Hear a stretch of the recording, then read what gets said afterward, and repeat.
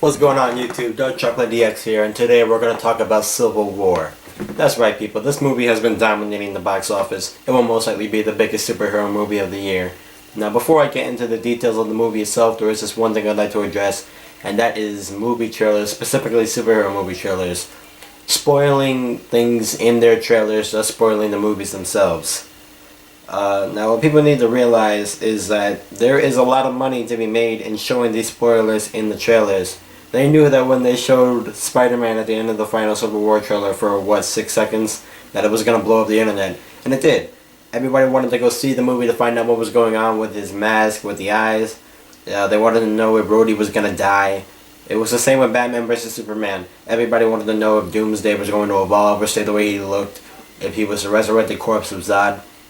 So it's a marketing decision. Like, they call it a teaser trailer for a reason, people. They're literally daring you to go see the movie and find out what was going on in the trailer.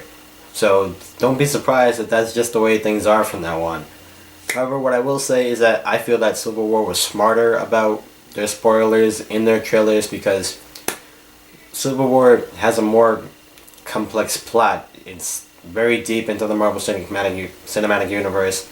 But with Batman vs. Superman, it's only the second movie in the DC Cinematic Universe, so the plot is not very complex, and you just get this overhaul of everything that's going on in the trailer.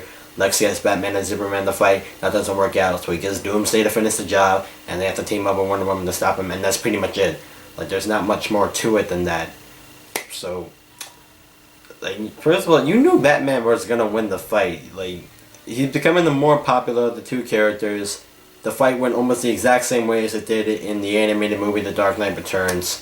So, like, it was all very, in my opinion, predictable. Like, Civil War does a much better job of keeping you guessing at what's going to happen despite what they showed in the trailers.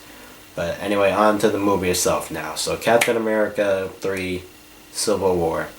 The beginning of the movie takes place in Lagos, Africa. The Avengers are tracking Brock Rumlow, who has now become Crossbones. I'm not exactly sure how he became Crossbones, because the last time we saw him was at the end of Winter Soldier, where he was in that critical condition and the good guys, quote-unquote, were carrying him off. But anyway, yeah, he's become Crossbones now, and he's out for revenge. He is pissed off. He wants to kill Captain America. So this big fight breaks out between the Avengers, Crossbones, and his mercenaries.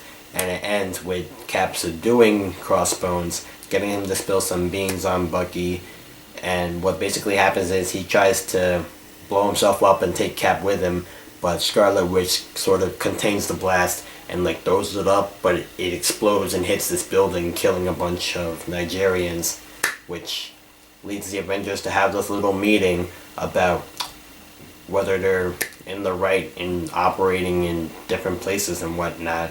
So at the end of the meeting, after they're essentially done arguing, what happens is that Cap gets this text saying that Peggy has died in her sleep, and he goes to her funeral in London, and it's a very emotional scene because we don't even see her. That's just it. We didn't know that the last time we would see her in Winter Soldier was the last time we were going to see her, and so anyway, after that, we go to Vienna, where it's 117 countries get together to ratify the Sokovia Accords, which states that the Avengers cannot do anything unless they have the approval of these nations, which I don't know how 117 nations are going to reach consensus about what the Avengers do, but anyway, that's what happens. And during that, the ratification, the UN gets bombed, and Bucky Barnes is framed. The Wakandan king, T'Challa's father, is killed, thus making T'Challa the king. So what happens is we go to Bucharest, I think the name of it is, where Bucky's hiding out, and Cap finds him there. He tracks him down, and he tries to find out if he's Bucky or Winter Soldier, and he's Bucky. It's just that there's something wrong with his hippocampus, and he can't quite remember everything. But anyway, so they find him there. And this big fight breaks out between Cap, Bucky, and the soldiers of Bucharest, the police or whatever. And this big fight scene breaks out. Now let me tell you why I like this fight scene, people.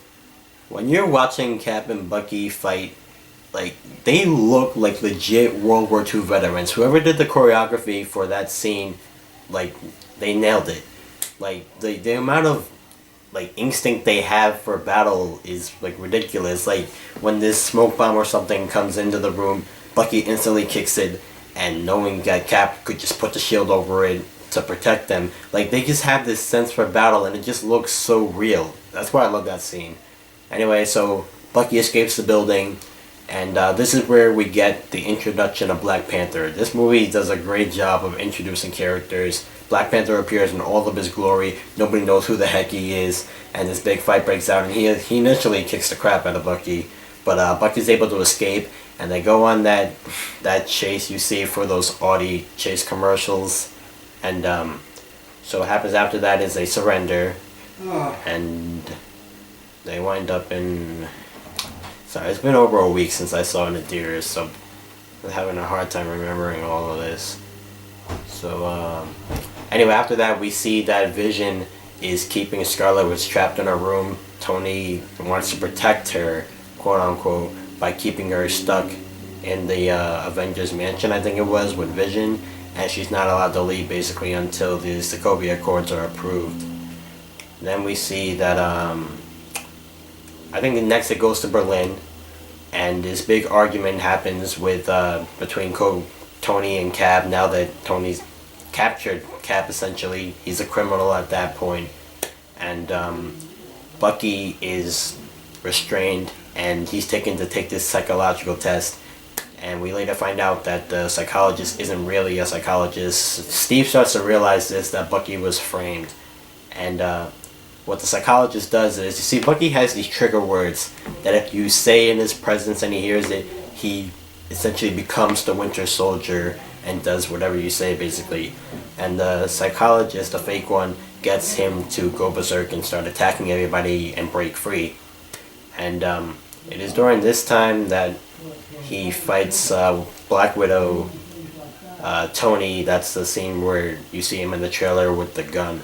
And T'Challa takes him on without his suit, and he actually gets a few hits in. I really like T'Challa in this movie.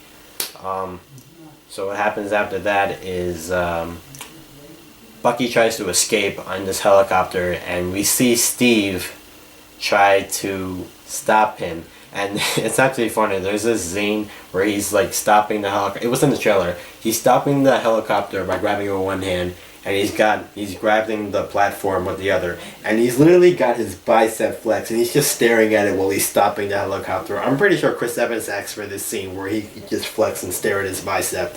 It was actually pretty funny.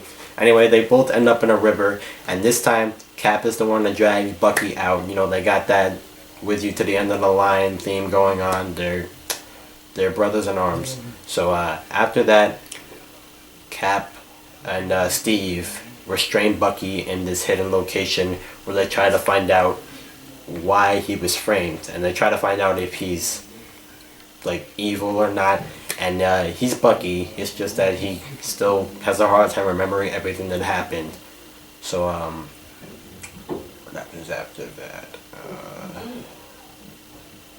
At that point, Bucky tells Cap and Sam Wilson that he is not the only Winter Soldier, that Hydra had these other, Winter Soldiers that were given this serum that turns them into other Winter Soldiers, and that's most likely what the fake psychologist, who is really Zemo, is after. So after that, Tony has this conversation with Black Widow, and it ends with Black Widow asking him what Tony's plan is, and then we cut to Queens, where we meet good old Peter Parker, who for some reason has a very hot Aunt May now. Every time Spider-Man is rebooted, Aunt May just gets younger and hotter. It's getting ridiculous. Next time Spider-Man gets rebooted, Aunt May's going to be a college student.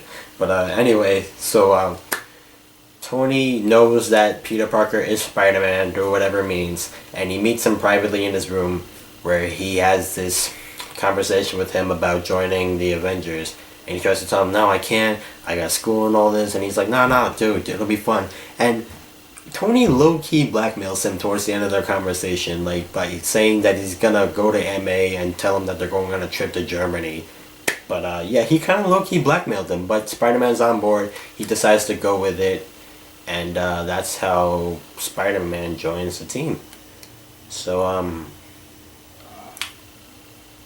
and what I really like about Tom Holland is that he's young.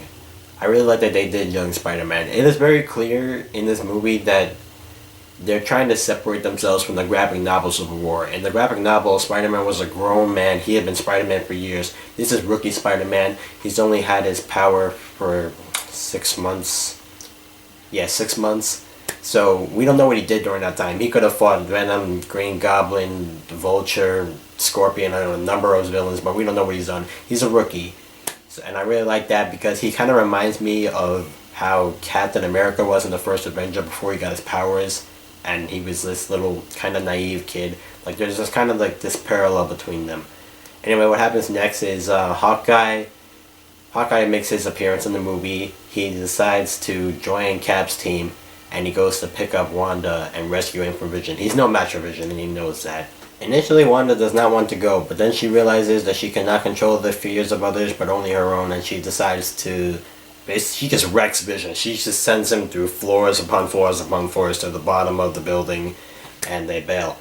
And on their way to Cap, they go to pick up Scott Lang, the Ant-Man, and that essentially finishes their team. That's King Cap right there. Captain America, Sam Wilson, Scarlet Witch, Hawkeye, Ant-Man. And at this point, the parking lot, or not the parking lot, the German airport scene. People, this scene should go down as one of the best, if not the best, brawls in superhero movies. It was epic. You know, in this movie, Iron Man is the antagonist. It is a Captain America movie, so it would only make sense that Tony, his biggest opposition, would be the antagonist. But what's cool about it is that you can still agree with Tony. You can still be on his side despite the fact that it's not the movie. Like his argument for why they should sign the Sokovia Accords is so legitimate that you can still be Team Iron Man despite the fact that it's a Captain America movie, which is what's so cool about it. But anyway, in this scene, the bug gimmick characters steal the show. This is where Spider-Man makes his appearance. This is where he takes Cap's shield, and it's a really epic scene. Ant-Man, spoiler alert, becomes Giant Man, and he just wrecks everybody. He provides the distraction so that Cap and Bucky can get away. What I like about this German airport scene is that there's so much personality in it. Like with other superhero movies, you don't see this many characters fighting at once, which is what makes it so great. It's like a bunch of normal people who happen to have powers just fighting instead of, you know, cliche heroes battling. I don't know. Anyway, so after that, we Captain America and Bucky try to get to the Quinjet, and they're intercepted by Black Widow, who I called it in my reaction to the Civil War trailer. She switches sides essentially and incapacitates Black Panther so that Cap and Bucky can get to Zemo, who they think is going to Siberia in order to revive the other Winter Soldiers. The other Winter Soldiers supposedly were these Death Commando assassins, Hydra. They were like the best Hydra had to offer, and that was before the serum, so they think that he's going to try to like take over the world or something with the help of these other Winter Soldiers. So after that, Rhodey gets critically injured. It was not one of the Team Cap members that shot him down and almost killed him. It turned out to be the Vision, who was aiming for